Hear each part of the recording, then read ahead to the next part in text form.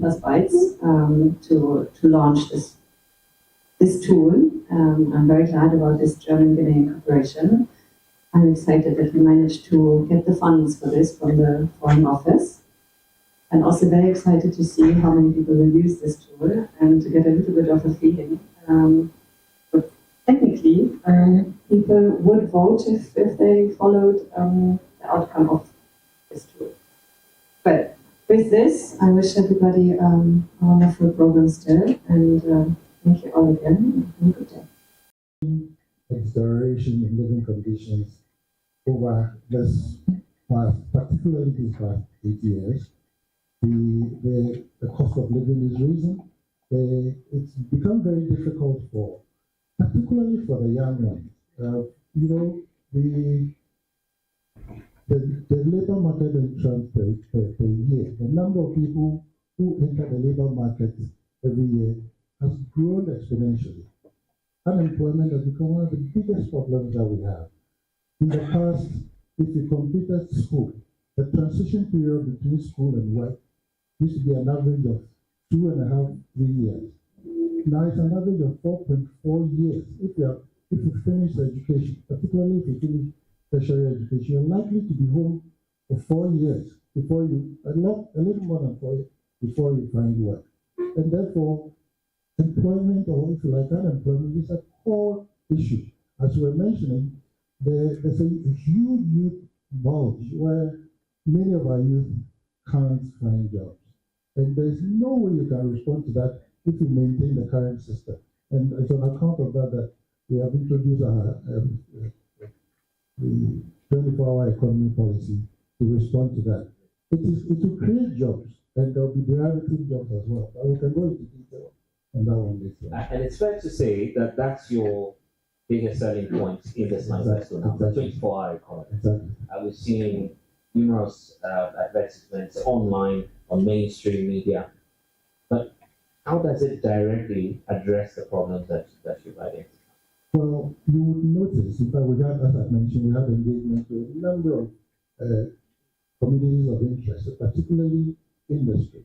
We met the Association of Ghana Industries, and they raised a number of issues that border around capacity underutilization.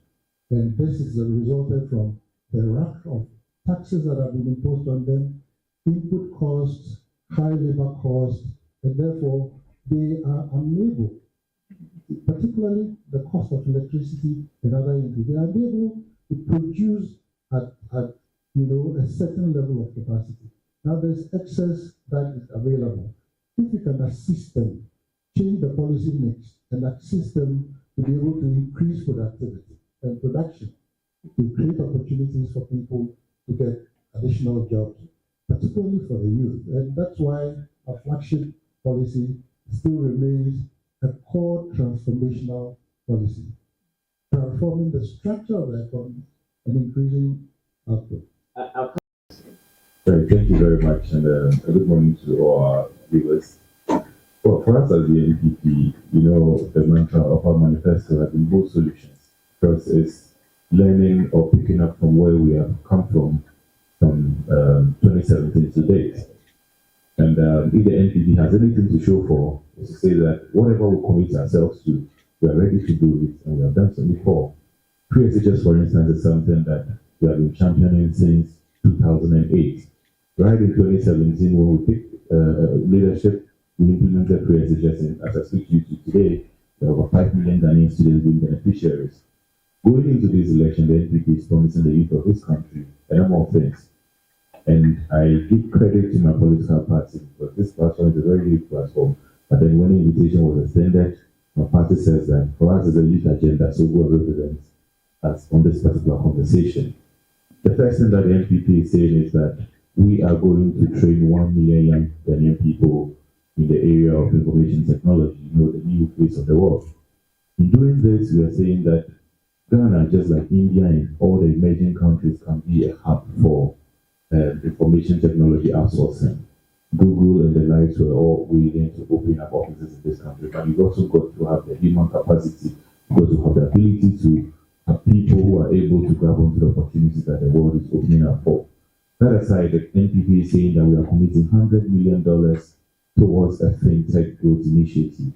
We have a number of young Ghanaian initiatives and entrepreneurs churning out, the likes of Swipey, the likes of, a number of young Ghanaian innovators are coming up with all this new stuff. And we want to make sure that it is sustainable. We want to make sure that Ghana is an emerging place within the African sub-region. Aside Nigeria, aside Kenya, aside South Africa, Ghana should be a hub that is also equally championing the Africa fintech development growth. Of course, we can't talk about this and not also harness the potential of the Ghanaian people. Sports is an area that Ghana has been known for over the years. And I'm glad to see the Germans be partners in this project. When we went to the first World Cup in the Germany 2006, we saw the beauty of it and how Ghana was put on the world map. In the area of sports, beyond the NPP today, being the only political party that has invested so much in our area of sports, we have built over 150 aspects across the country. Blessed. And, good morning to our audience and to everybody here, particularly co-partners, Dr. Haji, my own brother Isaac. We used to be shared partners, so we are brothers. And you're sharing the same stage. Yes, and to the Cranton as well.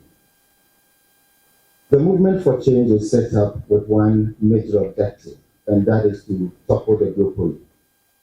Over the past 32 years, 16 years apiece, we've not seen the transformation that Ghanaians desire. We've had some interventionist solutions, but it's not yielded transformation for the Ghanaian people. And when you say that, do you say that on behalf of Ghanaians, or you feel this is evidence-based? It's evidence-based.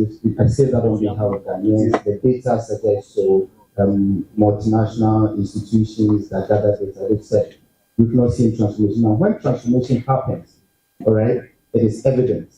So sometimes you may not even need academics or civil society to tell you that your life is transformed. The people can feel it. For example, in 2008, I first came to this campus to visit a friend. What they had were just about 2 low-level blocks and a shelter that had diploma students. You come here today, from 2008 to now, look at infrastructure. This is transformative. So this is for something like that we're talking about. And so to achieve that, we put together what we call the Great Transformational Plan. You ask whether we have a manifesto. We do not have a manifesto because usually by practice, you see the manifesto is a list of promises. But how do you achieve what we collectively aspire to? And that is what we have here as a plan. So this document is more about the how and not the what. I heard Dr. So you mean to say that you don't have a manifesto? No. You have a manifesto, but it's a plan. We don't have a manifesto. We